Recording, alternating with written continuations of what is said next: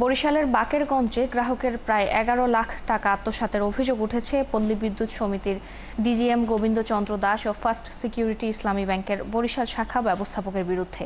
এ নিয়ে আদালতে মামলা করেছেন লোকমান হোসেন নামে এক ভুক্তভোগী গ্রাহক। পরে গ্রাহকের অভিযোগের ভিত্তিতে তদন্তে নেমেছে পিবিআই। তালুকদার জুয়েলের তথ্য, ছবিতে প্রতিবেদন। বিকাশে ব্যবসা করতেন বরিশালের বাকেরগঞ্জের লোকমান হোসেন। তার অভিযোগ, প্রায় ১২,০০০ গ্রাহকের কাছ থেকে সংগ্রহিত অর্ধ কোটি টাকার বিল বাকেরগঞ্জ পল্লী বিদ্যুৎ সমিতির অফিসে বিভিন্ন সময় ব্যাংকের বিল কালেকশন বুথে জমা দেন। কিন্তু বুথ ইনচার্জ ও সেই সময়ের ডিজিএম গোবিন্দচন্দ্র দাস মিলে ১১ লাখ টাকা জমা না দিয়ে আত্মসাৎ করেন।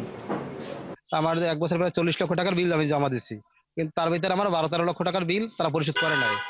এই জন্য আমি বারবার তাদের কাছে অভিযোগ দেওয়ার পরেও তারা কোনো সমাধান আমাকে দেয় নাই। ডিজিএম এর কাছে অফিসে বিভিন্ন জায়গায় অভিযোগ দিছি। এই ঘটনার সুষ্ঠু তদন্ত করে বিচারের দাবি জানান ভুক্তভোগীরা। প্রায় ১২ থেকে ১৩ লাখ টাকার একটা গরমিল মানে আত্মসাৎ করছে। এটা হচ্ছে ফার্স্ট সিকিউরিটি ইসলামী ব্যাংকের। তারা কোনো সাইনবোর্ড ব্যবহার না করে এই পল্লী বিদ্যুৎ অফিসের মধ্যে এটা করছে।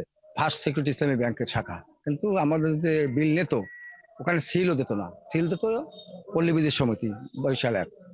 বিল জমা দেওয়ার পরেও আমাদের বিল জমা হয় না, এখানে না হওয়ার পরে আমার লাইন কাটে। এখন আমরা এই জন্য এখানে আসছি।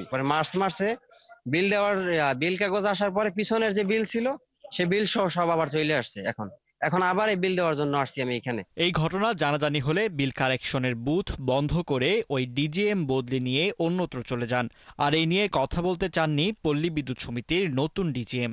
ব্যাংকের সাথে যে চুক্তি হয় সে চুক্তি আমাদের বরিশাল পল্লী বিদ্যুৎ সমিতি সদর দপ্তর চুক্তি করে। চুক্তির বিষয়টা আসলে আমি যেহেতু পরে জয়েন করছি বিস্তারিত জানি না।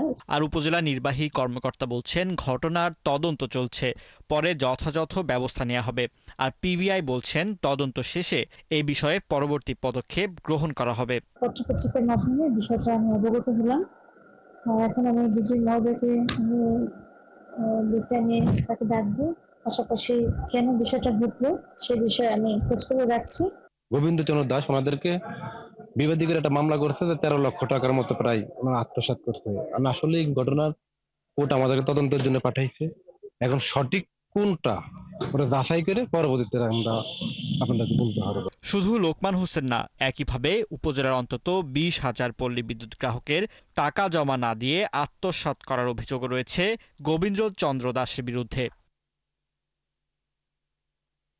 ফারদিন নীরব, ৭১।